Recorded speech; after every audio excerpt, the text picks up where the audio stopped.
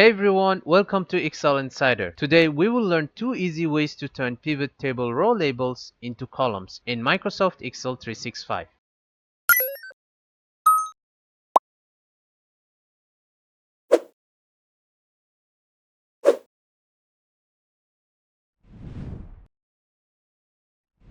In this tutorial, we are working with tables containing sales information. Our goal is to restructure the pivot table to display row labels in separate columns. Let's get started.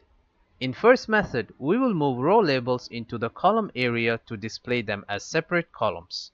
To get started, first select the whole dataset from cell A1 to E13. Next, go to the Insert tab. In the Tables section, click on Pivot Table icon. This opens up Pivot Table from Table or Range dialog box. Under Choose where you want the pivot table to be placed, make sure New Worksheet is selected. Click OK. This brings us to a new worksheet. On the right, in the Pivot Table Fields panel, under Choose Fields to add to report, check the field boxes you need. Here I'll select all of them. Finally, to move row labels into columns, under Drag Fields between areas below, click and hold Salesperson in the row area and then drag it into the columns area. And there you have it. The pivot table now shows each salesperson's data in separate columns instead of nested rows.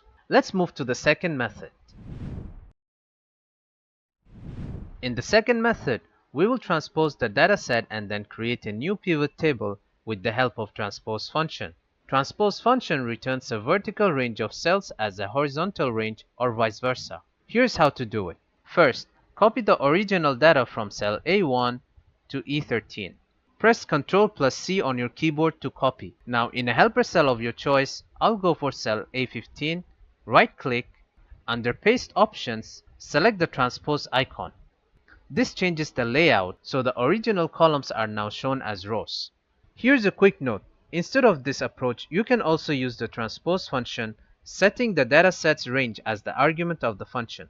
Next, select any cell inside the transposed range. Go to the Insert tab. In the Tables group, select Pivot Table icon.